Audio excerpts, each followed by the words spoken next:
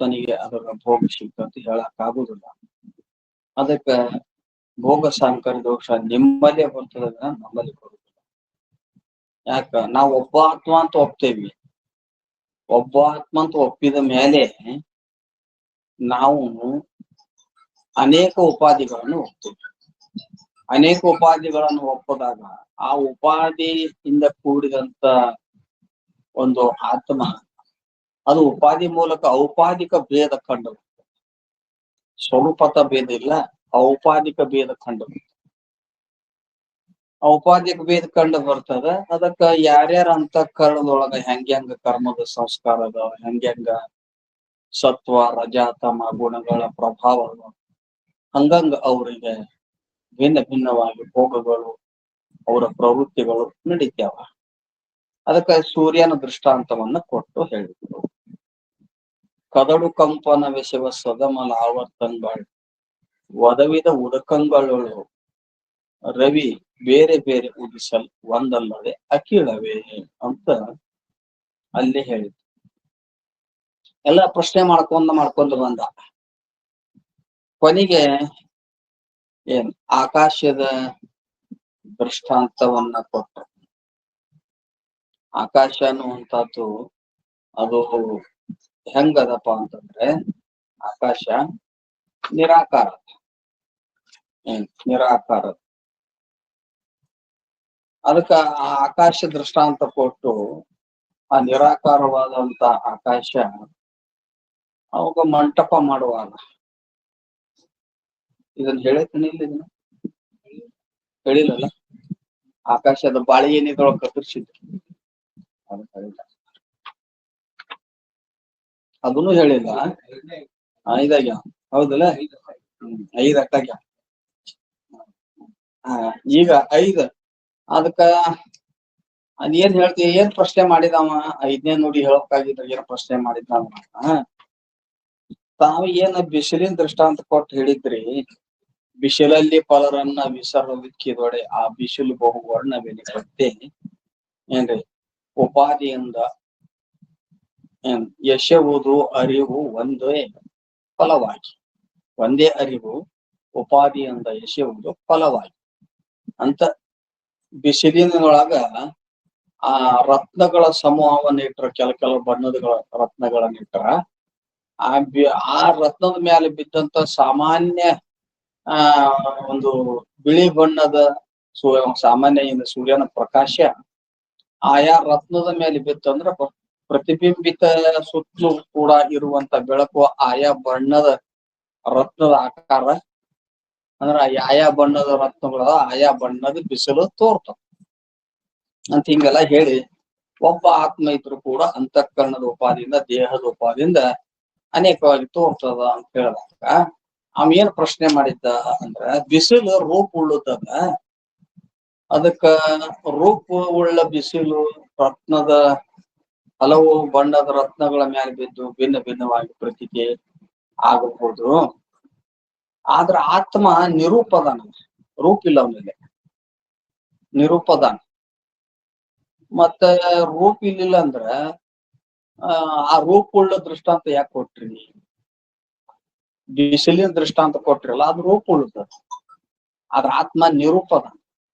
ಆ ದೃಷ್ಟಾಂತಕ್ಕೂ ದ್ರಾಷ್ಟಾಂತಕ್ಕೂ ಹೋಲಿಕೆ ಆಗುದಿಲ್ಲ. ಅದಕ್ಕ ನಿರೂಪದಾನ ಅಂದ್ರೆ ರೂಪ ಇಲ್ಲದವದಾನ. ಅದಕ್ಕೆ ಅನೇಕ ರೂಪವಾಗಿ ಹೆಂಗ್ ತೋರ್ತಾನವ? ಅನೇಕ ರೂಪವಾಗಿ ತೋರುದಿಲ್ಲ. ಉಪಾದಿಯಿಂದ ಅನೇಕ ರೂಪವಾಗಿ ತೋರ್ತಾನ ಅನ್ನಕತ್ತೀರಿ. ನಿರೂಪನಾದಂತ ಪರಮಾತ್ಮ ಆತ್ಮ ಉಪಾಧಿ ಮೂಲಕವಾಗಿ ಅನೇಕ ರೂಪವಾಗಿ ತೋರುದಿಲ್ಲ. ಮತ್ತ ವ್ಯವಹಾರ ಭಿನ್ನ ಭಿನ್ನ ಆಗೈತೆ ಅಂದ್ರ ಸ್ವರೂಪತ ಅನೇಕರದಾರ ಆತ್ಮ ಅಂತ ಒಪ್ರಿ ಅಂತ ಶಂಕಾ ಮಾಡಿದಕ್ಕ ಆಕಾಶದ ಏನು ಗುಣ ಯಾವ್ದ? ಶಬ್ದ ಗುಣ. ಆಕಾಶದ ಶಬ್ದ ಗುಣ ಏನೈತಲ್ಲ ಅದು ಆಕಾಶನೂ ನಿರೂಪದ, ಶಬ್ದ ಅದ್ರ ಗುಣವಾದ ಶಬ್ದವು ಕೂಡ ನಿರೂಪದ. ಹಿಂಗ ಆ ಆಕಾಶದ ಗುಣವಾದಂತ ಶಬ್ದ ನಿರೂಪವಾಗಿದ್ದು ಏನೋ ಯಾವ ಧ್ವನ್ಯಾತ್ಮಕವಾಗಿರುವಂತ ಶಬ್ದ ಅಂದ್ರ ಯಾವೇನ ಹಾರ್ಮೋನಿಯಮೋ, ನಗಾರಿಯೋ, ತಬಲಾನೋ, ಡಗ್ಗಾನೋ, ಕಹಳೆ ಮೊದಲಾದವುಗಳ ಹೇಳ್ಯಾರಲ್ಲ, ಅಲ್ಲಿ ಅದು ನಿರೂಪವಾದ ಸಾಮಾನ್ಯವಾದಂತ ಯಾವ ಒಂದೇ ರೂಪವಾಗಿ ತೋರುವಂತ ಶಬ್ದ ಆಕಾಶದ ಯಾವ ಗುಣ ಏನೈತಲ್ಲ ಶಬ್ದ ಗುಣ ಹಲವು ವಾದ್ಯಗಳನ್ನು ಬಾರಿಸಿದಾಗ ಹಲವು ಪ್ರಕಾರದ ನಾದ ಹೊರಡ್ತದೆ. ಹಲವು ಪ್ರಕಾರದ ನಾದ ಹೊರಡ್ತದಿಲ್ಲ. ಈಗ ನೋಡ್ರ ಆಕಾಶ ಎಲ್ಲಿ ಅದಾವ ಕೊಳ್ಳದ ಅಲ್ಲಿ ಶಬ್ದ ಇದ್ದೇ ಅದ. ಎಲ್ಲಿ ಆಕಾಶದ ಅಲ್ಲಿ ಶಬ್ದ. ಆ ಶಬ್ದ ಬಹು ರೂಪವಾಗಿ ಉಪಾಧಿ ಇಲ್ಲ ಅಂದ್ರೆ ಬಹು ರೂಪವಾಗಿ ತೋರುದಿಲ್ಲ. ಉಪಾಧಿ ಇಲ್ಲ ಅಂದ್ರೆ ಸಾಮಾನ್ಯ ರೂಪವಾಗಿ ಇರ್ತದೆ. ಉಪಾಧಿಯಿಂದ ಯಾವ ಉಪಾಧಿ ಒಳಗ ಆ ಶಬ್ದ ಯಾವ ಭಿನ್ನವಾಗಿ ತೋರ್ತದ ನೋಡ್ರಿ. ಆಕಾಶ ಇದ್ದಲ್ಲಿ ಶಬ್ದ ಗುಣ ಇರ್ತದೆ. ಆ ಉಪಾಧಿಗಳ ಭಿನ್ನತೆಯಿಂದ ಅವುಗಳ ನಾದವೂ ಕೂಡ ಭಿನ್ನತೆ ಆಗ್ತದೆ. ಈ ತಬಲಾದಳ ಒಳಗ ಕೊಳ್ಳಾಗಿ ಆಕಾಶ ಅಲ್ಲಿ ಶಬ್ದ ಅದ. ಆದ್ರ ತಬಲಾದ ನಾದ ಬಾರಿಸಿದ್ರೆ ಬೇರೆ ಹೊಂಟದ. ಒಂದು ಡಗ್ಗ ಅದ್ರಲ್ಲೇನು ಆಕಾಶದ ಒಳಗ್ ಕೊಳ್ಳು ಅದರಲ್ಲಿ ಅದ್ರ ಗುಣ ಶಬ್ದ ಇದೆ. ಅದನ್ನ ಬಾರಿಸಿದ್ರೆ ಬೇರೆ ನಾದ ಹೊಂಟದ. ಡೋಲಾಕ್ ಅದ್ರ ನಾದ ಬೇರೆ ಹೊಂಟದ. ನಗಾರಿ ಅದ್ರ ನಾದ ಬೇರೆ ಹೊಂಟದ. ವೀಣಾ ಅದ್ರ ನಾದ ಬೇರೆ ಹೊಂಟದ. ಹಾರ್ಮೋನಿಯಂ ಎಲ್ಲ ಆಕಾಶನ ಆಯ್ತಲ್ ಮತ್ತ. ಆದ್ರ ಸಾಮಾನ್ಯವಾದ ಆಕಾಶದ ಗುಣ ಶಬ್ದ ಉಪಾಧಿ ಮೂಲಕವಾಗಿ ಭಿನ್ನವಾಗಿ ನಾದ ಹೆಂಗ್ ಹೊಂಡತದು. ಹಂಗ ಆತ್ಮ ಒಂದೇ ಪ್ರಕಾರವಾಗಿ ಅರುವುಳ್ಳವನಾಗಿ ಒಂದೇ ಪ್ರಕಾರವಾಗಿ ಸಾಕ್ಷಿ ರೂಪದಿಂದ ಎಲ್ಲಾ ಕಡೆ ಇದ್ರೂ ಕೂಡ ಅವರವರ ಅಂತಃಕರಣದ ಉಪಾಧಿ ಮೂಲಕವಾಗಿ ಅವರವರ ಕರ್ಮದ ಸಂಸ್ಕಾರದ ಉಪಾಧಿ ಮೂಲಕವಾಗಿ ಅವರವರಿಗೆ ಭೋಗಗಳು ಭಿನ್ನವಾಗಿ ಪ್ರತೀತಿ ಆಗ್ತಾವ. ಆದ್ರೂ ಕೂಡ ಆತ್ಮ ಒಬ್ಬನೇ ಅದಾನ ಅಂತ ಇಲ್ಲಿವರೆಗೆ ಹೇಳಿದ್ರು. ಈಗ ಮುಂದ್ ಪ್ರಶ್ನೆ ಮಾಡ್ತಾನ ಏನು, ಧ್ವನಿಯೇ ಅಸಾಧಾರಣವಾಗಿರುವ ಆಕಾಶವು ಪ್ರತ್ಯಕ್ಷವಲ್ಲ. ನಾವೇನಂತಾನ ನೀವು ದೃಷ್ಟಾಂತ ಕೊಟ್ಟು ಹೇಳಿದ್ರಿ. ಈಗ ಅಸಾಧಾರಣ ಆಕಾಶದ ಅಸಾಧಾರಣ ಗುಣ ಯಾವುದು ಅಂದ್ರೆ ಶಬ್ದ. ಅದಕ್ಕೆ ಧ್ವನಿ ಅಂತೂ ಕರೀತಾರೆ. ಧ್ವನಿಯ ಅಸಾಧಾರಣ ಅಂತ ಮ್ಯಾಲ ಹೇಳ ನೋಡ್ರಿ. ಧ್ವನಿ ಅಂದ್ರನ ಶಬ್ದ. ಧ್ವನಿಯೇ ಅಸಾಧಾರಣವಾಗಿರುವ ಆಕಾಶನ ಐತಿ. ಅಂದ್ರ ಆಕಾಶದ ಅಸಾಧಾರಣ ಧರ್ಮವಾದಂತ ಧ್ವನಿ ಏನ್ರಿ. ಅಂದ್ರೆ ಆ ಧ್ವನಿಗೆ ಧ್ವನಿಯ ಒಂದು ಅಸಾಧಾರಣ ಧರ್ಮ ಆಕಾಶದಲ್ಲಿ ಇರ್ತದ. ಅಂತ ಆಕಾಶ ಧ್ವನಿಯೇ ಅಸಾಧಾರಣವಾಗಿರುವಂತ ಆಕಾಶ ಪ್ರತ್ಯಕ್ಷ ಅಲ್ಲ. ಆಕಾಶ ಅಂದ್ರೆ ನೇತ್ರೇಂದ್ರಕ್ಕೆ ವಿಷಯ ಆಕತೇನ್? ವಿಷಯ ಆಗುದಿಲ್ಲ. ಹಂಗಾರ ಕಿಂತು ಅದನ್ನ ಹೆಂಗ್ ತಿಳ್ಕೊಬೇಕ್ರಿ? ಶಬ್ದ ಗುಣದ ಮೇಲೆ ಅನುಮೇಯ ಮಾಡ್ಬೇಕು. ಅನುಮಾನ ಪ್ರಮಾಣದಿಂದ ತಿಳ್ಕೊಬೇಕು. ಏನು ಶಬ್ದ ಗುಣದ ಮೇಲಿಂದ ಆಕಾಶವು ಇದೆ ಅಂತ ಅನುಮಾನ ಮಾಡ್ಲಿಕ್ಕೆ ಬರುತ್ತದೆ. ಆಕಾಶರ ಕಣ್ಣಿಗೆ ಕಾಣಂಗಿಲ್ಲ, ಅದಕ್ಕೆ ರೂಪ ಇಲ್ಲ ಏನ್ರಿ. ವಾಯುವಿಗೆ ರೂಪ ಇಲ್ಲ. ವಾಯು ಇಲ್ಲ ಅಂದ್ರೆ ಆಕಾಶಕ್ಕಂತೂ ರೂಪ ಇಲ್ಲೇ ಇಲ್ಲ. ಅಂದ್ರೆ ಆಕಾಶ ಐತಿ ಅಂತ ಹೆಂಗ್ ತಿಳ್ಕೊಂತೀವಿ ನಾವು? ಎಲ್ಲಿ ಶಬ್ದ ಐತಿ ಅಲ್ಲಿ ಆಕಾಶ ಅಂತ. ಹಿಂಗ ಶಬ್ದದ ಒಂದು ಹೇತು ನೋಡಿ, ಶಬ್ದದ ಹೇತು ನೋಡಿ ಇಲ್ಲಿ ಆಕಾಶದ ಅಂತ ಏನ್ ಮಾಡ್ತೀವಿ ಅಂದ್ರೆ ಅನುಮಾನ ಮಾಡ್ತೀವಿ. ಅದಕ್ಕ ಶಬ್ದದ ಗುಣದ ಮೇಲಿಂದ ಆಕಾಶ ಐತಿ ಅಂತ ಅನುಮಾನ ಬರ್ತದೆ. ಆದ್ರ ಆಕಾಶ ಪ್ರತ್ಯಕ್ಷ ಅಲ್ಲ. ಆದ್ದರಿಂದ ಆಕಾಶವು ಅನುಮೇಯವಾಗಿದೆ. ಅನುಮೇಯ ಅಂದ್ರೆ ಅನುಮಾನ ಪ್ರಮಾಣದಿಂದ ಯಾವುದು ತಿಳಿಸಿಕೊಳ್ಳುತ್ತದೆಯೋ ಅದು ಅನುಮೇಯವಾಗಿದೆ. ಶಬ್ದ ಗುಣದ ಮೇಲಿಂದ ಆಕಾಶವನ್ನೇ ನಾವು ತಿಳ್ಕೊಳ್ಬಾರ್ದು. ಹಿಂಗ್ ಬಾರಿಸಿದ್ವಿ ಅಂದ್ರೆ ಶಬ್ದ ಬರ್ತದೆ. ಗಾಡಿ ಬಾರಿಸಿದ್ವಿ ಅಂದ್ರೆ ಶಬ್ದ ಬರ್ತದೆ. ಹೌದಿಲ್ಲ? ಎಲ್ಲಿ ಶಬ್ದ ಗುಣ ಇದೆ ಅಲ್ಲಿ ಆಕಾಶ. ಅದಕ್ಕ ಆಕಾಶ ಅನ್ನುವಂತಹದ್ದು ಶಬ್ದ ಗುಣದ ಮೇಲಿಂದ ತಿಳಿಸಿಕೊಳ್ಳುವುದರಿಂದ ಅನುಮೇಯವಾಗಿದೆ. ಅಂದರೆ ಆಕಾಶವು ಅನುಮಾನ ಪ್ರಮಾಣದಿಂದ ನಿಶ್ಚಯಿಸಲ್ಪಡುತ್ತದೆ. ಆಕಾಶ ಹೆಂಗ್ ತಿಳ್ಕೊಳಕ್ ಬರ್ತದ? ಅನುಮಾನ ಪ್ರಮಾಣದಿಂದ ತಿಳ್ಕೊಳಕ್ ಬರ್ತದ. ಆತ್ಮ ಹಂಗಿಲ್ಲಲ್ಲ. ಆತ್ಮನನ್ನ ಅನುಮಾನ ಪ್ರಮಾಣದಲ್ಲಿ ತಿಳ್ತೀರಿ ಅಂದ್ರೆ ಆತ್ಮ ಅಪರೋಕ್ಷದಾನ ಅಂದ್ರ ಪ್ರತ್ಯಕ್ಷದಾನ ಅಂತ. ಪ್ರತ್ಯಕ್ಷದಾನ ಅಂದ್ರ ಕಣ್ಣಿಗೆ ಕಾಣವಲ್ಲಲ್ರಿ ಅಂತ ನಿಂದಿರಿ. ಮತ್ತ ಕಣ್ಣಿಗೆ ಕಾಣಂಗಿಲ್ಲವ ಅಪರೋಕ್ಷದಾನ. ಅಪರೋಕ್ಷ ಅನ್ನೋ ಪದಕ್ಕೆ ಇನ್ನೊಂದು ಅರ್ಥ ಪ್ರತ್ಯಕ್ಷ. ಸ್ವಲ್ಪ ಭಿನ್ನತೆ ಅದ ಪ್ರತ್ಯಕ್ಷಕ್ಕೂ ಅಪರೋಕ್ಷಕ್ಕೂ ಸ್ವಲ್ಪ ಭಿನ್ನತೆ ಅದ. ಆದ್ರ ಆತ್ಮ ಆಕಾಶದಂತೆ ಪರೋಕ್ಷ ಅಲ್ಲ. ಆಕಾಶ ಅನುಮೇಯವಾಗಿದೆ. ಅನುಮಾನ ಪ್ರಮಾಣದಿಂದ ಹೆಂಗ ಆಕಾಶವನ್ನು ತಿಳಿಯಾಕ ಬರ್ತದ ಶಬ್ದ ಗುಣದ ಅನುಮಾನದ ಮೇಲೆ, ಹಂಗ ಆತ್ಮನನ್ನ ಅನುಮಾನ ಪ್ರಮಾಣದ ತಿಳಿಯಾಕ ಬರಂಗಿಲ್ಲ. ಅವ ಅನುಮೇಯನೂ ಅಲ್ಲ, ಅವನ ಆತ್ಮನು ಅಪರೋಕ್ಷ ಮತ್ತು ಅಥವಾ ಪ್ರತ್ಯಕ್ಷ. ಆತ್ಮ ಪ್ರತ್ಯಕ್ಷ. ನೀ ಪ್ರತ್ಯಕ್ಷ ಅದಿಯಲ್ಲ ಅನ್ನೋ ನಿನಗ ನೀ ಅದಿಲ್ಲ ಅಂತ ಕೇಳಿ ಏನ್ ಹೇಳ್ತೀನಿ ನೀನು? ಅದಾನೇ ಇಲ್ಲ ತಡ್ರಿ, ಸ್ವಲ್ಪ ಮನಿಗ್ ಹೋಗಿ ಬರ್ತಾನೆ, ಕೇಳ್ಕೊಂಡ್ ಬರ್ತಾನೆ. ಮನಿಗ್ ಹೋಗಿ ಕೇಳ್ಕೊಂಡ್ ಬರಾರ ಒಬ್ರು ಅದಾರ, ಯಾಕಂದ್ರ ಅವ್ರ ಕೈಯ ಸಿಕ್ಕೊಂಡ್ಬಿಟ್ಟಿರ್ತಾರ. ಪೂರ್ಣ ಇವ್ನ ಏನ್ ಜೀರೋನ ಮಾಡ್ಬಿಟ್ಟಿರ್ತಾರ ಅವ್ರು, ಎಷ್ಟು ಬೆರಿಕ್ ಇರ್ತಾರ ಅವ್ರು. ಇದ್ರದ ಬಾಳ ಹುಷಾರಾಗಿದೆ. ಅದಕ್ಕ ಅವ್ರ ಕೈಯಾಗ ನೀವು ಎಲ್ಲಾನು ಕೊಟ್ಟು ಇದು ಮಾಡ್ಕೊಳಕ್ ಹೋಗ್ಬೇಡ್ರಿ. ದುಡ್ಡು 4 ದುಡ್ಡು ಇರಬೇಕತ್ತ. ಮಾಸ್ತರ ಹುಷಾರಾಗಿರ್ ನೀನ್. ಹೌದಿಲ್ಲ? ಆಯ್ತು, ಇರ್ಲಿ. ಕೇಳ್ಕೊಂಡ್ ಬರ್ತಾನೆ ಅಂತ ಯಾರ ಅಂತೀರಿ? ಇಲ್ಲ, ನಾ ಅದನ್ರಿ ಅನ್ನೋದು ಅಪರೋಕ್ಷ. ನಾ ಯಾಕ್ರಿ ಎದ್ರ ಕುಂತರಿ, ನಾ ಅದನ್ನಿಲ್ಲ ಅಂತ ಯಾಕೆ ನನ್ನಲ್ಲಿ ಸಂಶಯ ಐತೇನು ಅಂತ. ಅಂದ್ರ ಆತ್ಮ ಅಪರೋಕ್ಷದನ ಪ್ರತ್ಯಕ್ಷದ. ನೀವು ಆಕಾಶ ಅದು ಪರೋಕ್ಷದ ಅನುಮಾನ ಪ್ರಮಾಣ ತಿಳಿಯಾಕ ಬರ್ತದೆ. ಆತ್ಮ ಹಂಗಿಲ್ಲ, ಪ್ರತ್ಯಕ್ಷದಾನ. ಅಂದ್ರೆ ಅದಕ್ಕೆ ನೀವು ಕೊಟ್ಟಂತ ದೃಷ್ಟಾಂತ ಸರಿ ಇಲ್ಲ ಅಂತ. ಆತ್ಮನಿಗೆ ಅನುಮೇಯ ಆಕಾಶದ ದೃಷ್ಟಾಂತವನ್ನು ಹೇಳುವುದು ಸರಿಯಲ್ಲ. ದೃಷ್ಟಾಂತಕ್ಕೂ ದಾಷ್ಟಾಂತಕ್ಕೂ ಹೋಲಿಕೆ ಆಗುದಿಲ್ಲ ಅಂತ ಶಂಕಾ ಮಾಡಿದ್ರೆ, ಅಪರೋಕ್ಷವಾದ ಗಾಯಕನ ಸ್ವರದ ದೃಷ್ಟಾಂತವನ್ನು ಕೊಟ್ಟು ಸಮಾಧಾನವನ್ನು ಹೇಳ್ತಾರೆ. ಏನ್ ಹೇಳ್ತಾರೆ? ಸ್ವರವಂದ್ಯ ಗಾಯಕನ ಕರ್ಣ ಭೇದವನ್ನು ಐದಿ ಪರಿಪರಿಯ ಗೀತವೆನಿಸಿ ರಂಜಿಸುವಂತೆ ಶರೀರಾದಿ ಭೇದವು ಅರಿವಿಗೆ ಅಂತ. ಈಗ ಆಕಾಶ ಪರೋಕ್ಷದ ಅಂದ್ರೆ, ಈಗ ನಿನಗ ಅಪರೋಕ್ಷವಾಗಿದ್ದಂತ ಪ್ರತ್ಯಕ್ಷವಾಗಿ ಕೇಳಿ ಬರುವಂತ ಅಪರೋಕ್ಷವಾದಂತ ಯಾವ ಸ್ವರ ಅನ್ನುವಂತಹದ್ದು, ಅದ್ರ ದೃಷ್ಟಾಂತ ಕೊಟ್ಟು ಹೇಳ್ತಾರೆ. ಏನಂತ? ಗಾಯಕ ಅದಾನ ಏನ್ರಿ, ಗಾಯಕ ಅದಾನ.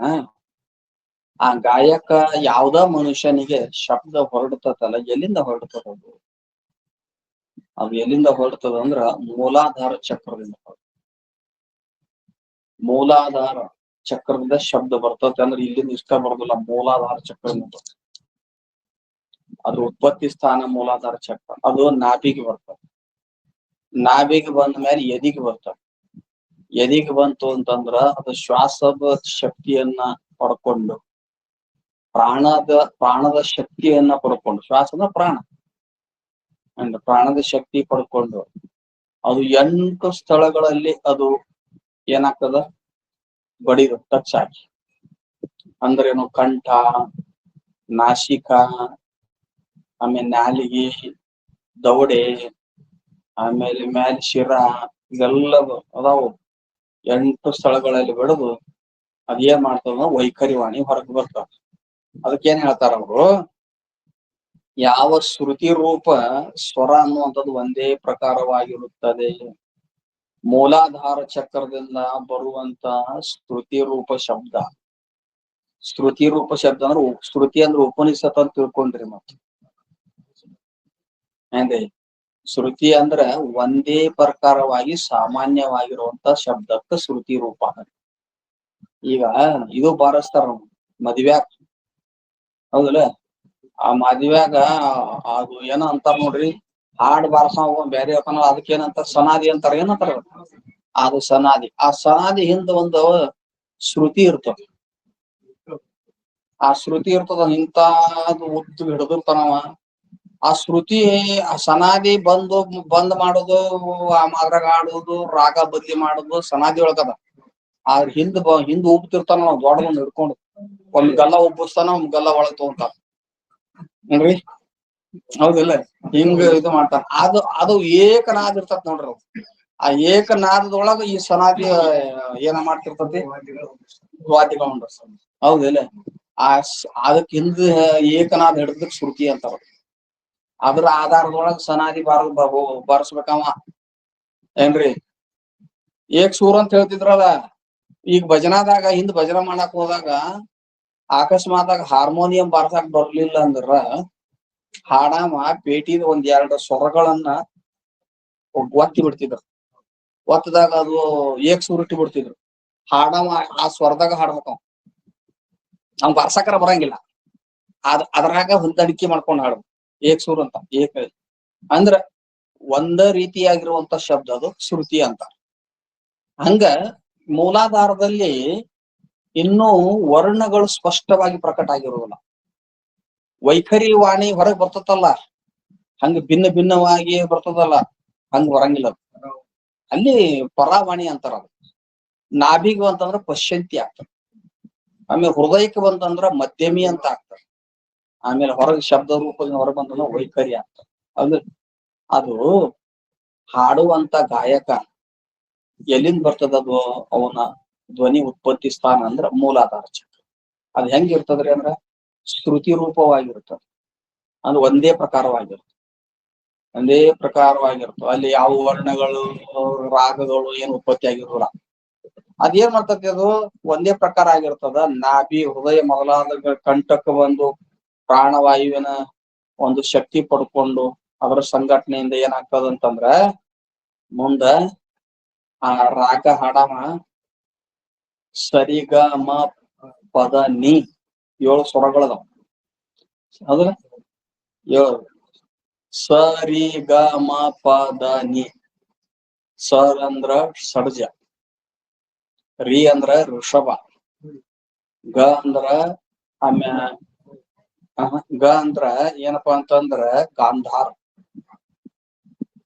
ಏನ್ರಿ? ಸ ಅಂದ್ರ ಷಡ್ಜ, ರಿ ಅಂದ್ರ ಋಷಭ, ಗ ಅಂದ್ರ ಗಾಂಧಾರ, ಮ ಅಂದ್ರ ಮಧ್ಯಮ. ಏನ್ರಿ? ಸ ರಿ ಗ ಮ ಪ ದ ಅಂದ್ರ ದೈವತ, ನಿ ಅಂದ್ರ ನಿಷಾದ. 7 ಸ್ವರಗಳು. 7 ಸ್ವರಗಳಲ್ಲಿ ಅದ್ರ ಅವ್ರು ಯಾವ್ದ್ರಾಗ ಹೇಳ್ತಾರ. ಒಬ್ಬೊಬ್ರು ಮೊನ್ನೆ ಅಂದ್ರ ನೋಡ್ರಿ, ಅವ್ರು ವೆಂಕಟೇಶ್ ಕುಮಾರ್ ಅವ್ರು ಬಂದಿದ್ರಲ್ಲ, ಅವಾಗ ಅಂದ್ರ ಅವ್ರು ಷಡ್ಜದೊಳಗ ಹಾಡ್ತಾ ಇದ್ದೇನೆ ನಾನು. ಷಡ್ಜ ಅಲ್ಲಿ ಗಂಟಿ ಬಾರಿಸೋದು ನಾದ ಷಡ್ಜದೊಳಗೆ ಐತಿ. ಪೂಜೆ ನಡೆದಿತ್ತು, ಅವ್ರು ಹಾಡೋದನ್ನ ಷಡ್ಜದೊಳಗ ಹಾಡ್ತಿದ್ರು ಅಂತ ಏನ್ ಹೇಳಿದ್ರ. ಆ 7 ಸ್ವರಗಳಲ್ಲಿ ಮತ್ ರಾಗಗಳನ್ನು ಹುಟ್ಟಿಸ್ಕೊಂತಾರ. ಎಷ್ಟು ರಾಗಗಳದಾವ್ರಿ? 32, 33 ರಾಗಗಳನ್ನು ದೇಶೀಯ ಮತ್ ಏನೇನೋ ರಾಗ ಹುಟ್ಟಿಸ್ತಾರ. ಏನ್ರಿ? ಅಂದ್ರ ಹೇಳೋ ತಾತ್ಪರ್ಯ ಅಂದ್ರೇನು? ಈಗೆಲ್ಲ 7 ಪ್ರಕಾರದ ರಾಗಗಳು ಹೇಳಿದಾರೆ. 3 ರಾಗಗಳು ಸರಿಗಮ ಪದನಿದೊಳಗ ಷಡ್ಜ, ಋಷಭ, ಗಾಂಧಾರ, ಆಮೇಲೆ ದೈವತ, ನಿಷಾದ, ಮಧ್ಯಮ, ದೈವತ, ನಿಷಾದ ಅಂತ ಏನ್ ಹೇಳಿದ್ರಲ್ಲ. ಈ 7 ರಾಗಗಳ ರೂಪಗಳ ಪರಿಣಾಮವಂತ ಯಾವ್ದದು?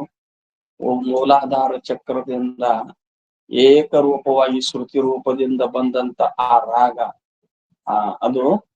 ಅದು ಈ 7 ಪ್ರಕಾರವಾಗಿ ವೈಖರಿವಾಣಿ ಮೂಲಕವಾಗಿ 7 ಪ್ರಕಾರವಾಗಿ ಹಾಡಾವ ಈ ರಾಗಗಳನ್ನ, ಮೂಲ ರಾಗಗಳನ್ನು ಉತ್ಪತ್ತಿ ಮಾಡ್ತಾವ. ಅದ್ರೊಳಗ ಅನೇಕ ಪ್ರಕಾರವಾದ ರಾಗಗಳು ಮತ್ತು ಉತ್ಪತ್ತಿ ಆಗ್ತವೆ. ಯಾವ ರಾಗದಾಗ ಹಾಡ್ತಾರಪ್ಪ ಇವರು? ಭೈರವಿ ರಾಗ ಅಂತಾರ, ಶಂಕರಾಭರಣ ಅಂತಾರ, ದೀಪ್ ರಾಗ ಅಂತಾರ. ಬಹಳ ರಾಗಗಳದಾವ. ಏನೇನೋ ನಮ್ಗ್ ಗೊತ್ತಾಗುದಿಲ್ಲ. ಏನ್ರಿ? ಸಾಕಷ್ಟು ರಾಗಗಳದಾವು. ಈ ನಿಜಗುಂಡ ಶಿವಗಳು ಕೈವಲಿ ಪದ್ಧತಿ ನೋಡ್ರಿ ನೀವು, ಪ್ರತಿಯೊಂದು ಪದ್ಯಕ್ಕೂ ಒಂದೊಂದು ರಾಗನ ಬರ್ದಾರ ಅವ್ರು. ಅವ್ರು ಒಂದು ಮೋಹನ ಕಲಾ ಅಂತಂದ್ರ ಗೀತಾದಿ ಮೋಹನ ಕಲಾ ಅಂತಾರ. ಎಂತೆಂತವ್ರನ್ನ ತಲೆದೂಗಿಸ್ತಾವ, ಅಷ್ಟ್ ಚಂದ ಹಾಡ್ತಿರ್ತಾರ. ಆದ್ರ ಅವ್ರವ್ರು ಒಬ್ಬ ಹಾಡಿದ ರಾಗ ಅದೇ ಶ್ರುತಿ ರೂಪ ಮೂಲಾಧಾರದ ಬಂದ್ ಒಂದ ಪ್ರಕಾರ ಐತಿ ಖರೆ. ಒಬ್ಬ ಭೈರವಿ ರಾಗದಾಗ ಹಾಡ್ತಾನ, ಒಬ್ರು ಶಂಕರಾಭರಣ ರಾಗದಾಗ ಹಾಡ್ತಾನ, ಒಬ್ಬ ದೀಪ್ ರಾಗದಾಗ ಹಾಡ್ತಾನ, ಮಾಲ್ಕಂಸನ್ಯಾಗ ಹಾಡ್ತಾನ. ಏನ್ರಿ? ಇನ್ನು ಏನೇನೇನೋ ರಾಗ ಅದಾವ, ಜಗ್ಗಿ ರಾಗ ಅದಾವ, ಏನೇನೋ ಅದಾವ. ಆ ರಾಗದ ಹಾಡಿದ್ರ ಅವನದ್ದು ಇದನ್ನ ಬೇರೆ ಇರ್ತದ. ಈ ಕೇಳೋರಿಗೆ ಚಿತ್ತಗಳನ್ನ ಆಕರ್ಷಣೆ ಮಾಡ್ತದ. ಆ ರಾಗ ತೆಗೆದು ಹಾಡಿದ್ರಂದ್ರ ಆಕರ್ಷಣೆ ಮಾಡ್ತದ, ಮನಸ್ಸಿಗೆ ಮನೋಹರತೆಯನ್ನು ಉಂಟು ಮಾಡ್ತದ. ಅದಕ್ಕೆ ನೀ ಧ್ವನಿ ಅದು ಆಕಾಶ ಪರೋಕ್ಷದ, ಆತ್ಮ ಅಪರೋಕ್ಷವಾಗಿ ಪ್ರತ್ಯಕ್ಷದಾನ ಅಂತ ಆಕಾಶ ದೃಷ್ಟಾಂತ ಕೊಟ್ರೆ ಸರಿ ಆಗುದಿಲ್ಲ ಅಂತಂದ್ರ ಹಿಂಗಾರ ಪ್ರತ್ಯಕ್ಷ ದೃಷ್ಟಾಂತನ ಕೊಡ್ತೀವಿ. ಯಾವ ರಾಗ ಅನ್ನುವಂಥದ್ದು ಹಾಡಕತ್ತಾನಲ್ಲ ಈಗ ಒಂದೊಂದು ರಾಗದಾಗ ಹಾಡಕತ್ತಾನ. ಸ್ವರ ಒಂದೇ ಗಾಯಕನ ಕರಣ ಭೇದವನ್ನು ಐತಿ. ಒಂದೇ ಸ್ವರ ಅಲ್ಲ, ಶ್ರುತಿ ರೂಪ ಸ್ವರ ಮೂಲಾಧಾರ ಚಕ್ರದಿಂದ ಬಂದ್ ಒಂದೇ ಐತಿ. ಗಾಯಕನ ಕರ್ಣ ಭೇದವನ್ನು ಐದಿ. ಕರ್ಣ ಭೇದ ಅಂದ್ರೆ ಅವನ ಕಂಠ ಎದಿ ಅದು ಇವೆಲ್ಲದವಲ್ಲ ಅವುಗಳ ಮೂಲಕವಾಗಿ ಇಂದ್ರಿಯಗಳು ಏನದವಲ್ಲ ಹೃದಯ ಇವೆಲ್ಲ ಕಂಠಕ್ಕೆ ಬಂದು ಬೇರೆ ಬೇರೆ ಬೇರೆಯಾಗಿ ಬೇರೆ ರಾಗದಿಂದ ಹಾಡ್ತಾನ. ಅದು ಭಿನ್ನವಾಗಿ ಕಿವಿಗೆ ಇಂಪಾಗಿ ಕೇಳೋರಿಗೆ ಮನಸ್ಸಿಗೆ ಆನಂದ ತಂದ್ಕೊಡ್ತ. ಹಂಗಾರ ಒಂದೇ ಶ್ರುತಿ ರೂಪ ರಾಗ ಉಪಾಧಿ ಮೂಲಕವಾಗಿ ಎಷ್ಟು ತರ ಆಗಿ ತೋರ್ತಪ್ಪ, ಎಷ್ಟು ತರ ಆಗಿ ತೋರ್ತ ನೋಡ್ರಿ. ಒಂದೇ ಶ್ರುತಿ ರೂಪ ರಾಗ ಮೂಲಾಧಾರದ ಚಕ್ರದಿಂದ ಉತ್ಪತ್ತಿ ಆದದ್ದು ಅದೇ ಇದ. ಹಂಗ ಅನೇಕ ರೂಪವಾಗಿ ಹೆಂಗದು ಆಯಾಯ ಗಾಯಕನ ಸ್ವರಕ್ಕೆ ಸಂಬಂಧಪಟ್ಟಂತೆ ಭಿನ್ನವಾಗಿ ರಾಗ ಉತ್ಪತ್ತಿಯಾಗಿ ಅದರಿಂದ ಹಾಡಿ ಹೆಂಗ ರಂಜಿಸ್ತಾನೋ ಹಂಗ ಒಂದೇ ಒಂದು ಚಿದ್ರೂಪವಾದ ಒಂದು ಆತ್ಮ ಪ್ರತ್ಯಕ್ಷವಾದ ಅಥವಾ ಅಪರೋಕ್ಷವಾದ ಒಬ್ಬ ಚಿದ್ರೂಪ ಆತ್ಮ ಹಲವು ಉಪಾಧಿಗಳ ಮೂಲಕವಾಗಿ ಏನ ಭಿನ್ನವಾಗಿ ತೋರ್ತದೆ. ಭಿನ್ನವಾಗಿ ಅದು ಹಲವು ಜೀವರಾಗಿ ಪ್ರತೀತಿ ಆಗ್ತದೆ. ಉಪಾಧಿ ಮೂಲಕವಾಗಿ ಒಬ್ಬೊಬ್ಬ ಜೀವಿಗೆ ಅವ್ರವ್ರ ಕರ್ಮಾನುಸಾರವಾಗಿ ಸುಖ ದುಃಖಾದಿಗಳು ಭೋಗಗಳು ಭಿನ್ನವಾಗಿ ಪ್ರತೀತಿ ಆಗ್ತಾವ. ಅದಕ್ಕೆ ಮೂಲತಃ ಆತ್ಮ ಭಿನ್ನ ಇಲ್ಲ, ಒಬ್ಬನೇ ಅದಾನ. ಉಪಾಧಿ ಮೂಲಕವಾಗಿ ಭಿನ್ನವಾಗಿ ಪ್ರತೀತಿ ಆಗ್ತಾನ ದೃಷ್ಟಾಂತ ಕೊಟ್ಟು. ಇನ್ನು ಮುಂದೆ ಮತ್ ಪ್ರಶ್ನೆ ಮಾಡ್ತಾನ. ಧ್ವನಿಯೇ ಆಗಲಿ ಅಥವಾ ಗಾಯಕನ ಸ್ವರವೇ ಆಗಲಿ ಶ್ರೋತ್ರೇಂದ್ರಿಯಕ್ಕೆ ವಿಷಯಗಳಾಗಿವೆ. ಈಗ ಧ್ವನಿಯಾರ ಆಗಲಿ, ಧ್ವನಿ ಅಂದ್ರ ಶಬ್ದದ ಅದು ಆಕಾಶದ ಒಂದು ಗುಣ, ಆಕಾಶದ ಅಸಾಧಾರಣ ಗುಣ ಏನೈತಲ್ಲ ಅದಕ್ಕೆ ಧ್ವನಿ ಅಂತೇವಿ, ನಾವು ಶಬ್ದ ಅಂತೇವಿ. ಆ ಶಬ್ದ ಆಗಲಿ ಧ್ವನಿ ಆಗಲಿ ಅದು ಅದಾಗ್ಲಿ ಏನ್ ಶ್ರೋತ್ರೇಂದ್ರಿಯಕ್ಕೆ ವಿಷಯ ಅದ ಏನ್ರಿ. ಧ್ವನಿಯೇ ಆಗಲಿ ಅಥವಾ ಧ್ವನಿಯಿಂದ ಒಂದು ಭಿನ್ನ ರಾಗದಲ್ಲಿ ಹಾಡಿ ವೈಖರಿ ವಾಣಿಯಿಂದ ಹಾಡಿದಂತ ಗಾಯಕನ ಹಾಡು ಶ್ರೋತ್ರೇಂದ್ರಿಯಕ್ಕೆ ಏನಕತಿ ವಿಷಯ. ಆದ್ದರಿಂದ ಅವು ಅನೇಕ ರೂಪವಾಗಿರುವುದು ಅನುಭವಕ್ಕೆ ಬರ್ತವೆ ಅಲ್ರಿ. ಶ್ರೋತ್ರೇಂದ್ರಿಯಕ್ಕೆ ವಿಷಯ ಆಗುವುದರಿಂದ ಅವು ಬೇರೆ ಬೇರೆ ರಾಗದಲ್ಲಿ ಹಾಡಿದ್ದು ಗೊತ್ತಾಕತಿ, ಅವ್ರವ್ರ ರಾಗ ಇಂಪಾಗಿ ತೋರಿದ್ದು ಗೊತ್ತಾಕತಿ. ಆದ್ರ ಆತ್ಮ ಅವನಲ್ಲಿ ಶಬ್ದ ಇಲ್ಲ, ಸ್ಪರ್ಶ ಇಲ್ಲ, ರೂಪ ಇಲ್ಲ, ರಸ ಇಲ್ಲ, ಗಂಧ ಇಲ್ಲ. ಅವ್ ಯಾವ ಇಂದ್ರಿಯಗಳಿಗೂ ವಿಷಯ ಆಗುದಿಲ್ಲ.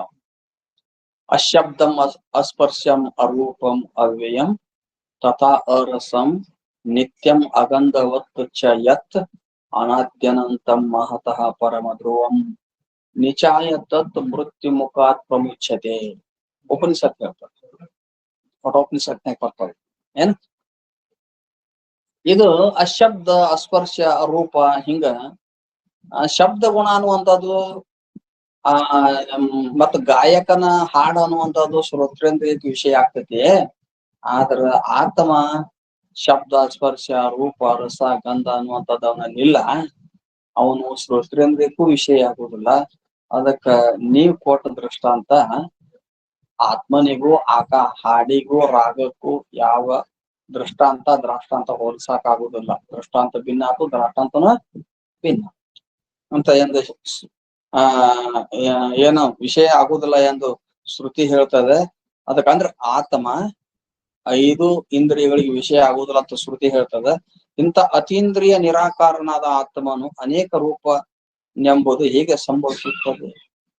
ಅಲ್ಲ, 5 ಇಂದ್ರಿಯಗಳಿಗೆ ವಿಷಯ ಆಗಲಾರದಂತ ಆತ್ಮ ಹಂಗವ ಉಪಾಧಿ ಮೂಲಕ ಅನೇಕ ರೂಪದಿಂದ ತೋರ್ತಾನ ಅಂತ ಶಂಕಾ ಮಾಡಿದ್ರ, ನಿರಾಕಾರವಾದ ಆಕಾಶವು ಗಜ ತುರುಗಾದಿ ಸಾಕಾರಗಳ ಉಪಾಧಿಗಳಿಂದ ತಾನೂ ಆಕಾರವುಳ್ಳದ್ದಾಗಿ ಅನೇಕವಾಗಿ ಹೇಗೆ ತೋರುವುದು ಹಾಗೆ ಆತ್ಮ ಸಾಕಾರ ಜಡಗಳಾದ ಉಪಾಧಿಗಳಿಂದ ಅನೇಕವಾಗಿ ತೋರುತ್ತಾರಂತ ಹೇಳ್ತಾರೆ. ಅವ ಆಕಾಶದ ಗುಣವಾದ ಶಬ್ದ ಅಥವಾ ಅದರ ಆ ಶಬ್ದದ ಗುಣದಿಂದ ಉತ್ಪನ್ನಾದ ರಾಗಗಳು, ಗಾಯಕನ ಮೂಲಕವಾಗಿ ಬಂದಂತ ರಾಗಗಳು ಶ್ರೋತ್ರೇಂದ್ರಿಯಕ್ಕೆ ವಿಷಯ ಆಗ್ತಾವು. ಆತ್ಮ ನೋಡಿದ್ರ ಅವನಲ್ಲಿ ಶಬ್ದಾದ ವಿಷಯಗಳಿಲ್ಲ, ಅವ 5 ಇಂದ್ರಿಯಗಳಿಗೆ ವಿಷಯ ಆಗುದಿಲ್ಲ ಅವ. ಅದಕ್ಕ ಹೋಲಿಕೆ ಕೊಡಾಕ್ ಸರಿ ಅನ್ಸುದಿಲ್ಲ ಅಂತಂದ್ರ ಮುಂದೆ ಏನ್ ಹೇಳ್ತಾರ, ಆಕಾಶದ ದೃಷ್ಟಾಂತ ಕೊಟ್ಟು ಬಿಡ್ತೀವಿ. ಆಕಾಶ ಏನ್ರಿ, ಆಕಾಶನು ನಿರಾಕಾರವಾಗಿ ಬಯಲೈತಿ, ಆತ್ಮನು ನಿರಾಕಾರವಾಗಿ ಬಯಲು ಸ್ವರೂಪ ಅದಾನ. ಅದಕ್ಕ ಅವ ಆಕಾಶ ಅಂತೂ ಅನುಮೇಯ ಅದ. ಆಕಾಶ ಪ್ರತ್ಯಕ್ಷ ಅಂತ ನಾವ್ ಹೇಳಿಲ್ಲ, ಅನುಮೇಯ ಅದ. ಪ್ರತ್ಯಕ್ಷ ಪ್ರಮಾಣಕ್ಕ ಆಕಾಶ ವಿಷಯ ಆಗುದಿಲ್ಲ. ಪ್ರತ್ಯಕ್ಷ ಪ್ರಮಾಣಗಳು ಪ್ರಮಾಣ ಒಂದೇ ಇದ್ರು ಅದ್ರಲ್ಲಿ 5 ಇಂದ್ರಿಯಗಳು ಬರ್ತಾವ. ಪ್ರತ್ಯಕ್ಷ ಪ್ರಮಾಣ ಒಂದಾದ, ಅದರಲ್ಲಿ 5 ಇಂದ್ರಿಯಗಳು ಅದಾವ. ಜ್ಞಾನೇಂದ್ರಿಯಗಳು ಪ್ರತ್ಯಕ್ಷ ಪ್ರಮಾಣದಲ್ಲಿ ಬರ್ತಾವ. ಇವು ಶ್ರೋತ್ರೇಂದ್ರಿಯನು ಪ್ರತ್ಯಕ್ಷ ಪ್ರಮಾಣದಲ್ಲಿ ಬರ್ತಾವ.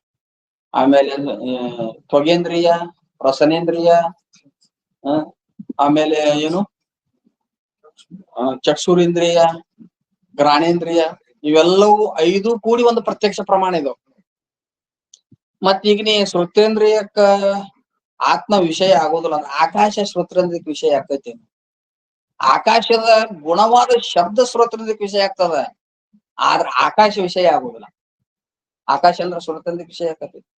ಅದಕ್ಕ ನೀ ಹಂಗೆ ಕೇಳಿದೆ, ಶ್ರೋತ್ರೇಂದ್ರಿಯಕ್ಕೆ ವಿಷಯ ಆಕತಿ ಶಬ್ದ, ಆತ್ಮ ಶ್ರೋತ್ರೇಂದ್ರಿಯಕ್ಕೆ ವಿಷಯ ಆಗುದಿಲ್ಲ, ಹೋಲಿಕೆ ಸರಿ ಆಗುದಿಲ್ಲ. ಹಂಗಾರ ಆಕಾಶ ಶ್ರೋತ್ರೇಂದ್ರಿಯಕ್ಕೆ ವಿಷಯ ಆಗುದಿಲ್ಲ. ಅರ್ಧ ದೃಷ್ಟಾಂತ ಕೊಟ್ಟು ಬಿಡ್ತೇವೆ ತಡಿ ನೀನು ಅಂತ ಅಂದ್ರೆ ಅದನ್ನ ಹೇಳ್ತಾ, ಕದಳಿ ದಳದೆ ಛಿದ್ರಿಸಿದ ವಾರಣಾದಿ ಭಾವದೋಳ್ ಒಂದೇ ನಭವೇ ಬಹುರೂಪವಾದಂತೆ ಚಿತ್ತು ಚಿತ್ತು ಅಚಿತ್ತ ಅಂತ ನೋಡ್ರಿ. ನೋಡ್ಬೇಕು ಹೆಂಗ್ ಹೊಡಿತಾರ ನೋಡ್ತಾರೆ. ಚಿದಚಿತ್ತುಗಳಿಗೆ ಅಖಿಳವಕ್ಕು. ಚಿತ್ತು ಅಂದ್ರೆ ಚೇತನ ರೂಪವಾದ ಆತ್ಮನು, ಅಚಿತ್ತುಗಳಿಗೆ ಜಡೋಪಾದಿಗಳಿಂದ, ಅಚಿತ್ತುಗಳಿಗೆ ಅಂದ್ರನು ಚೇತನವಾದ ಆತ್ಮನು ಜಡದ ಉಪಾದಿಯಿಂದ ಹಲವು ರೂಪವಾಗಿ ತೋರ್ತಾನೆ. ಜಡೋಪಾದಿಗಳಿಂದ ಅಂದ್ರೆ ಅಚಿತ್ತುಗಳಿಗೆ ಅಂದ್ರೇನು ಜಡವಾದ ಉಪಾದಿಗಳಿಂದ. ಚಿತ್ ಅಂದ್ರ ಸ್ವಯಂ ಏನೋ ಅರುರೂಪವಾದ ಒಬ್ಬ ಆತ್ಮನೇ ಹಲವು ಜಡಗಳ ಉಪಾದಿಯಿಂದ ಹಲವು ರೂಪವಾಗಿ ತೋರುತ್ತಾನೆ. ಅದು ದೃಷ್ಟಾಂತ ಕೊಡ್ತಾ ಏನಂತ, ಬಾಳೆ ಎಲಿಗಳನ್ನ ಹಿಂದ ಮಂಟಪ ಮಾಡುವಾಗ ಕದಳಿ ದಳದೆ ಛಿದ್ರಿಸಿದ ವಾರಣಾದಿ ಎಂದಾರಲ್ಲ. ಹಿಂದಿನ ಅವಾಗೆಲ್ಲ ಬಾಳೆ ಮಂಟಪ ಮಾಡ್ತಿದ್ರು ಗೊತ್ತ. ಮನ್ಯಾಗ ಒಬ್ಬೊಬ್ಬ ಹೆಣ್ಮಗಳವರು ಏನಂತಾರಲ್ಲಪ್ಪ, ಮ್ಯಾಚುವರ್ಡ್ ಏನಂತಾರ ಅವಾಗೆಲ್ಲ. ಆದಾಗ ನಾವು ಸಣ್ಣರಿದ್ದಾಗ ಬಾಳಿ ಮಂಟಪ ಮಾಡಿದ್ ನೋಡಿ ನೀವು. ಬಾಳಿ ಮಂಟಪ ಚಿಚ್ಚಂದ ಮಾಡ್ತಿದ್ರು ಅವ್ರು.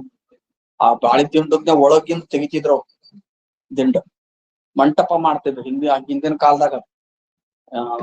ಅವಾಗೆಲ್ಲ ಮತ್ತ ಇನ್ನೂ ನಿಜಗುಂಡ್ರು ಶಿವಗಳ ಕಾಲದಾಗ ಬಾಳಿ ಮಂಟಪ ಮಾಡಿ ಅದ್ರ ಎಲ್ಯಾಗ ಆನಿ ಚಿತ್ರ, ಕುದುರಿ ಚಿತ್ರ ಏನ್ರಿ, ಆಮೇಲೆ ಬೇರೆ ಬೇರೆ ಬೇರೆ ಏನ್ ಅದು ಒಂಥರ ಆನಿ, ಕುದುರಿ, ಗುಡಿ ಅಥವಾ ಗೋಪುರ ಅಥವಾ ಏನಾರ ಚಿತ್ರ. ಈಗ ನೋಡ್ರಿ ನಾವು ಇವು ಪೇಪರ್ಗಳನ್ನ ಅಂಟಿಸ್ತಿರ್ತೇವಿ ಅಲ್ಲ, ಅವಾಗ ಏನ್ ಮಾಡ್ತಾರ, ಪೇಪರ್ ಕಟ್ ಮಾಡ್ತಾರ, ಅದ್ ಪಿಕ್ಚರ್ ಎಲ್ಲ ಅದ್ರ ಚಿತ್ರ ಬರ್ತದಲ್ಲ. ಹಂಗ ಮಂಟಪ ಮಾಡಿ ಮಂಟಪದ ಸುಂದರವಾಗಿ ಕಾಣ್ಲಿ ಅಂತ ಹೇಳಿ ಆ ಬಾಳಿ ಎಲ್ಯಾಗ ಒಂದೊಂದ್ ಬಾಳಿ ಎಲ್ಯಾಗ ಆನಿದು ಎಲ್ಯಾಗನ ಕತ್ತರಿಸೋದು. ಎಲ್ಯಾಗನ ಕತ್ತರಿಸೋದು. ಒಂದ್ ಎಲ್ಯಾಗ ಆನಿ, ಕುದುರಿ ಅಥವಾ ಗುಡಿ ಅಥವಾ ಯಾರು ಬೇರೆ ಬೇರೆ ಚಿತ್ರಗಳನ್ನ ಕತ್ತರಿಸ್ತಿದ್ರು. ಆ ಕತ್ತರಿಸಿ ಏನ್ ಮಾಡ್ತಿದ್ರು, ಮಂಟಪದಾಗ ಅಲ್ಲಿ ಮಂಟಪ ಹೊರಗ ಅಥವಾ ಒಳಗ ಹಚ್ತಿದ್ರು. ಅದ್ರ ಶಂಟ್ರ ಒಂದದ ದೀಪಾದ ಏನಾರ ಅಕಸ್ಮಾತ್ ಮ್ಯಾಲ್ ಕಡೆಯಿಂದ ಬಿಟ್ರ ಆ ದೀಪದ ಪ್ರಕಾಶ ಆ ಏನ್ ಆನಿ ಚಿತ್ರ, ಆ ಕುದುರಿ ಚಿತ್ರ, ಗುಡಿ ಚಿತ್ರ ಬರೋದ್ರಲ್ಲ, ಅದ್ರದ್ದು ಪ್ರಕಾಶದಾಗ ಅದ್ರದ್ದು ಆ ಬೈಲ್ನಾಗ ಹಾದ್ ಹೊರಗ್ ಬೀಳ್ತಿತ್ತು. ಅದ ಆಕಾರವಾಗಿ ಹೊರಗ್ ಬೀಳ್ತೈತಿ. ಈಗ ದೀಪ ತಗೊಂಡಿಲ್ಲ, ಆಕಾಶ ತಗೊಂಡಾರ ಹೌದಿಲ್ಲ. ಈಗ ಮಂಟಪದಾಗ ಬಾಳಿ ದಿಂಡಿ ಮಂಟಪ ಮಾಡಿ ಅದ್ರೊಳಗ ಚಂದ ಕಾಣ್ಲಿ ಅಂತೇಳಿ ಬಾಳಿ ಎಲ್ಯಾಗ ಆನಿದು ಕುದುರಿದು ಆಮೇಲೆ ಗುಡಿದು ಏನೇನೋ ಒಟ್ಟ ಕತ್ತರಿಸ್ತಾರಲ್ಲ.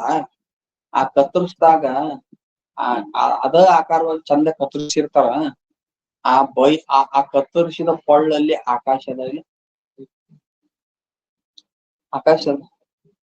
ಆಕಾಶದ ಎಲ್ಲಾ ಕಡೆ ತುಂಬಿಕೊಂಡ ಆಕಾಶ ಆ ಬಾಳಿ ಎಲ್ಯಾಗ ಒಂದ್ ಆನಿ ಕತ್ತರಿಸಿದ ಒಂದು ಕೊಳ್ಳ ಇತ್ತಂದ್ರ ಅದ್ರ ಆಕಾರವಾಗಿತ್ತು. ಅದೇ ಆಕಾಶ ಪರಿಪೂರ್ಣವಾದ ಆಕಾಶ ಕುದುರಿ ರೂಪದಿಂದ ಕತ್ತರಿಸಿದ ಬಾಳಿಯಲ್ಲಿದ್ದ ಕೊಳ್ಳನ್ಯಾಗ ಕುದುರಿ ರೂಪ ಆಯ್ತು. ಅದ ಆಕಾಶ ಏನ್ರಿ ಅದ್ ಮಂಗ್ಯಾನ ಕತ್ತರಿಸಿದ ನೋಡಿದ್ರೆ ಮಂಗ್ಯಾನ್ ಸಣ್ಣ ಮಂಗ್ಯಾನ ಕತ್ತರಿಸಿರ್ತಾರ ಬಾಳಿಯಲ್ಲ. ಅದ್ರ ಕೊಳ್ಳಿರ್ತಕ್ಕಲ್ವ ಅದ್ರ ಆಕಾರವಾಗಿತ್ತು, ಗುಡಿ ಆಕಾರವಾಗಿತ್ತು. ಆಕಾಶ ಅದಕ್ಕ ರೂಪಿಲ್ಲ. ಆಕಾಶ ವ್ಯಾಪಕ ಅದ, ನಿರಾಕಾರ. ಅದ ಉಪಾಧಿ ಮೂಲಕವಾಗಿ ಅದು ಬಾಳಿ ಎಲೆಗೇನ್ ಕತ್ತರಿಸಲ್ಲ, ಅದು ಕುದುರೆಯಾಗಿನೂ ತೋರ್ತು, ಕುದುರೆ ರೂಪದೊಳಗ ಆನಿ ರೂಪದೊಳಗೂ ತೋರ್ತು, ಗುಡಿ ರೂಪದೊಳಗೂ ತೋರ್ತು, ಏನೇನು ಪ್ರಾಣಿ ರೂಪದಾಗ ತೋರ್ತು. ಹೌದಿಲ್ಲ. ಏನಿಲ್ಲ ಆಕಾಶ ನಿರಾಕಾರವಾಗಿ ಪೂರ್ಣವಾಗಿದ್ರು ಕೂಡ ಆ ಎಲ್ಯಾಕ ಏನ್ ಕತ್ತರಿಸ್ಯಾರ ಅದ್ರ ಹವನಾಗಿ ತೋರ್ತಾ ಇಲ್ಲ, ಅದ್ರ ಆಕಾರವಾಗಿ ತೋರ್ತಾ ಇಲ್ಲ. ಹಂಗ ಆತ್ಮ ಪೂರ್ಣವಾಗಿ ಪರಿಪೂರ್ಣವಾಗಿ ಎಲ್ಲಾ ಕಡೆಗೆ ಅದಾನ ಏನ್ರಿ. ಆಯಾಯ ಉಪಾಧಿ ಮೂಲಕವಾಗಿ ಬ್ಯಾರೆ ಬ್ಯಾರೆ ಆಗಿ ತೋರ್ತಾನ. ಹೆಂಗ ಅನ್ರಿ, ಒಂದೇ ಒಂದು ನಿರಾಕಾರವಾದ ಆಕಾಶ ಹೆಂಗ ಸಾಕಾರವಾಗಿ ಚಿತ್ರದ ಮೂಲಕ ಕಂಡು ಬಂತಲ್ಲ ಸಾಕಾರವಾಗಿ, ಹಂಗ ಯಾವ ನಿರಾಕಾರವಾದ ಆತ್ಮ ಜಡಗಳ ಉಪಾಧಿಗಳ ಮೂಲಕ. ಜಡೋಪಾಧಿ ಅಂದ್ರೆ ಜಡಗಳ ಉಪಾಧಿ ಅಂದ್ರೆ ಶರೀರ ಜಡ ಅದ ಏನ್ರಿ, ಮನಸ್ಸು ಜಡ ಅದ, ಬುದ್ಧಿ ಜಡ ಅದ, ಅಂತಃಕರಣ ಎಲ್ಲ ಜಡ ಅದ. ಈ ಉಪಾಧಿ ಮೂಲಕವಾಗಿ ಭಿನ್ನ ಭಿನ್ನವಾಗಿ ತೋರ್ತು. ಒಂದು ಶರೀರ, ಒಂದು ಅಂತಃಕರಣ, ಒಂದು ಪ್ರಾಣ. ಒಂದು ಪ್ರಾಣ ಅಂದ್ರೇನ? ಒಂದು ಶರೀರದಲ್ಲಿರುವಂತ ಪ್ರಾಣ ಏನ್ರಿ. ಪ್ರಾಣ ಒಂದೊಂದು ಶರೀರಕ್ಕೆ ಒಂದೊಂದು ಬೇರೆ ಪ್ರಾಣ ಅದ. ಮಹಾಪ್ರಾಣ ಒಂದ ಇದ್ರು ಒಂದೊಂದು ಶರೀರ ಬಿಟ್ಟು ಬೇರೆ ಬೇರೆ ಅದ ಪ್ರಾಣಗಳು, ಬೇರೆ ಅದ. ಶರೀರ ಭಿನ್ನ ಅದಾವ, ಪ್ರಾಣ ಭಿನ್ನ ಅದ, ಅಂತಃಕರಣ ಭಿನ್ನ ಅದಾವ. ಅಂತಃಕರಣ ಒಂದೊಂದು ಶರೀರಕ್ಕೆ ಒಂದೊಂದು ಅಂತಃಕರಣ ಬೇರೆ ಅದ ಇಲ್ಲ. ಮತ್ತ ಇವುಗಳ ಜಡಗಳ ಉಪಾಧಿ ಮೂಲಕವಾಗಿ ಹಲವು ಜೀವರು ಅಂತ ತೋರಿದ್ರು. ಅವ್ರವ್ರ ಕರ್ಮಾನುಸಾರವಾಗಿ ಏನು ಭೋಗ ಸಿಗ್ತದೆ, ಸುಖ ದುಃಖ ಅವ್ರ ಅಂತಃಕರಣಕ್ಕ ಅವ್ರ ಶರೀರಕ್ಕ ಭಿನ್ನ ಭಿನ್ನವಾಗಿ ಆಗ್ತದೆ. ಒಂದೇ ಆತ್ಮ ಭಿನ್ನ ಭಿನ್ನವಾಗಿ ಪ್ರತೀತಿ ಆಗ್ತದ. ಆದ್ರೆ ಹಿಂಗ ಅಂತೀರಿ ಖರೆ, ಆದ್ರ ಆಕಾಶ ಅತೀಂದ್ರಿಯ ಇರ್ಬೋದು, ನಿರಾಕಾರ ಇರ್ಬೋದು. ಅದು ಉಪಾಧಿ ಮೂಲಕವಾಗಿ ಗಜ ತುರ್ಗ ಮೊದಲಾದಗಳಲ್ಲಿ ತೋರ್ಬೋದು. ಆಕಾಶ ಜಡ ಐತ್ರಿ. ಅದು ಜಡ ಇದ್ದದನ್ನ ಚೇತನ ಅರಿವುಳ್ಳ ಆತ್ಮನಕ್ಕೆ ದೃಷ್ಟಾಂತ ಕೊಡಕ್ ಬರ್ತದೆ. ಆಕಾಶ ಜಡ ಐತ್ರಿ. ಅದಕ್ಕ ಮುಂದ ನಿನಗ ದೀಪ ದೃಷ್ಟಾಂತ ಕೊಟ್ಟು ಹೇಳ್ತೀವಿ ಅಂತಾರ. ಆ ವಿಷಯ